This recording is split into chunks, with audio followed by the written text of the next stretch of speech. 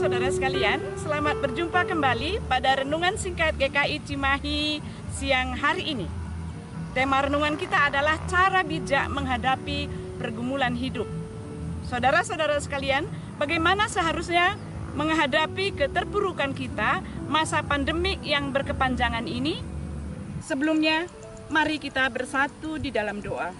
Allah Bapa di dalam surga, sungguh kami bersyukur kepadamu atas kemurahan dan cinta kasih-Mu.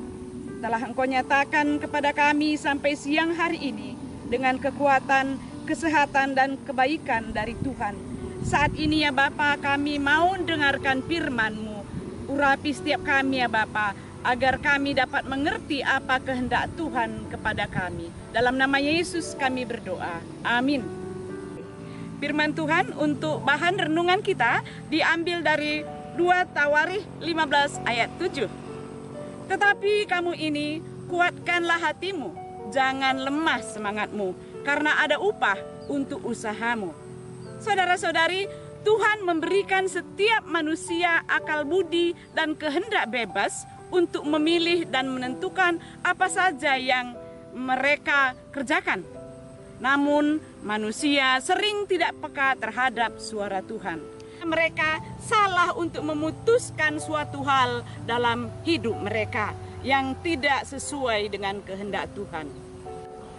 Saudara-saudara yang terkasih, setiap orang mempunyai pergumulan hidup yang berbeda-beda dan tidak mudah untuk menjalaninya, sehingga dapat menggoyahkan iman seseorang, bahkan ada yang sampai menyangkal imannya. Saudara-saudara, meski kita mengetahui Tuhan ada bersama kita menghadapi pada setiap pergumulan hidup kita, tapi kita lebih sering mengabaikan Tuhan, tidak sepenuhnya meminta pertolongan dan kekuatan dari Tuhan.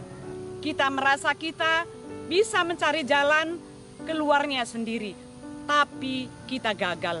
Untuk itu, mari kita tunduk sepenuhnya kepada Tuhan. Kita perlu memiliki sikap hati yang benar menghadapi setiap pergumulan hidup kita. Bagaimana caranya? Pertama, jangan putus asa. Ingat, ketika kita diizinkan Tuhan menghadapi berbagai macam persoalan hidup, yakinlah kala itu Tuhan sedang memproses kita. Ketika Tuhan sedang memproses kita, jangan pernah menyerah, jangan putus asa. Jangan keluar dari proses yang Tuhan lakukan di dalam hidup kita. Lari dari proses, akhirnya mengikuti solusi yang ditawarkan dunia. Justru kita akan jauh dari kasih karunia Tuhan. Jika kita keluar dari proses yang dirancang Tuhan bagi kita, itu sama dengan mengatakan tidak percaya akan rencana Tuhan. Kalau sampai kita melakukannya, justru perkenanan Tuhan berlalu dari kita. Ada tertulis dalam Ibrani 10 ayat 38. Tetapi orangku yang benar akan hidup oleh iman.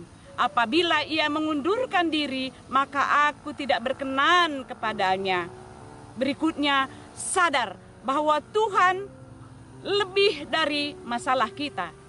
Setiap kali kita menghadapi kesulitan, sadarlah bahwa kasih Tuhan jauh melampaui apapun yang kita pernah atau yang sedang kita hadapi. Bukankah kalau kita tetap bisa bertahan sampai sekarang, Tuhan yang telah membawa kita keluar dari kesulitan demi kesulitan? Mari kita baca 2 Korintus 12 ayat 9. Sebab justru dalam kelemahanlah kuasa Tuhan jadi sempurna. Sebab justru dalam masalahku lah kuasa dan kasih Tuhan dinyatakan. Dan yang terakhir, bangun hubungan yang akrab dengan Tuhan. Yakinkan hati kita selalu terkoneksi dengan Tuhan. Amin.